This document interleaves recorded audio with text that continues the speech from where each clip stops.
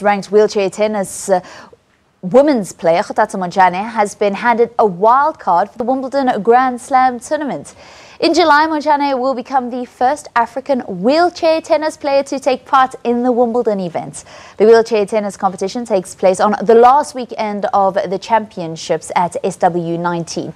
KG joins us now to chat a little bit more about the history that she's made. Good morning and welcome to Morning Live.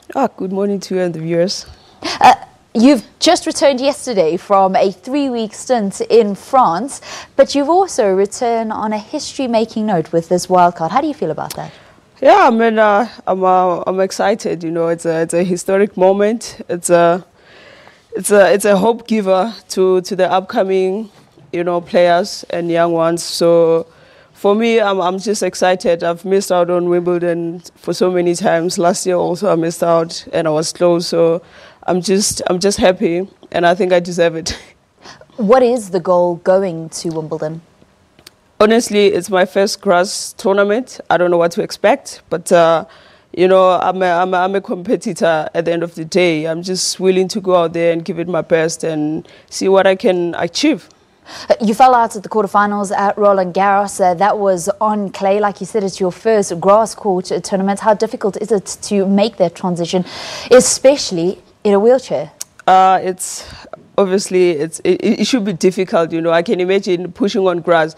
I mean, doing exercises on grass itself, it's so difficult. It's so hard to push on it. But I'm not sure how the Wimbledon grass is for the wheelchairs and all that. I'm just looking, towards that experience and see how it feels. Who knows? Maybe it might suit my game better. So I don't know how it is, how it feels, but just looking forward to it. Have you played any competitive match on grass before?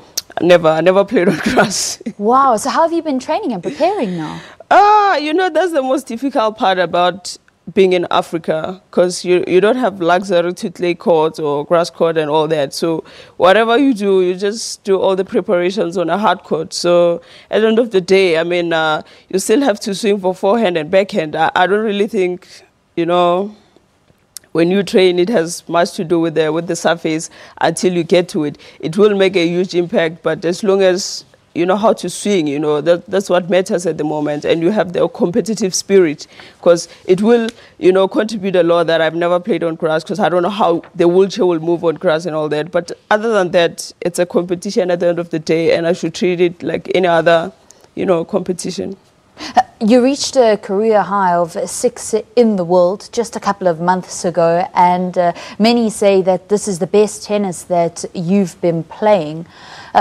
What has contributed to this, purple patch that you're enjoying at the moment? Honestly, me being in Wimbledon, it's part of me achieving that higher ranking. And I think the changes I've made also have contributed, because in the past 2 years, I changed coaches, I changed training bases and all that, because I thought in my career I need a second opinion.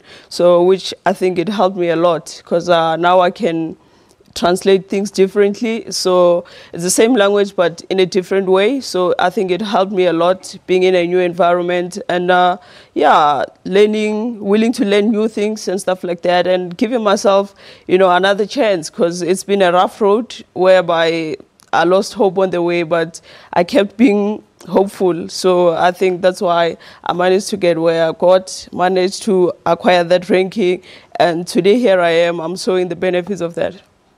How have you managed to do this when Wheelchair Tennis South Africa lost their main sponsor and also a number of local tournaments which you yourself competed in, and a number of your top teammates that have travelled overseas with you? It's a tough one. It's a tough one, but I was so fortunate that SASCOC paid some of my trips in the beginning of the year, and I was also so fortunate that Mrs. Mbeki and WDB Trust, they came forward, gave me a couple of friends to be able to travel, because I've lost a couple of points already because I didn't play for 2 months. So, yeah, if it wasn't for SASCOC coming forward and for Mrs. Mbeki and her trust, I don't think I could have been where I am and sitting here chatting about Wimbledon, because it's quite difficult to travel. I don't even know if this is my last trip or, we'll see how it goes. You're not only playing for yourself and what it means, but maybe even the survival of the sport. Do you feel that?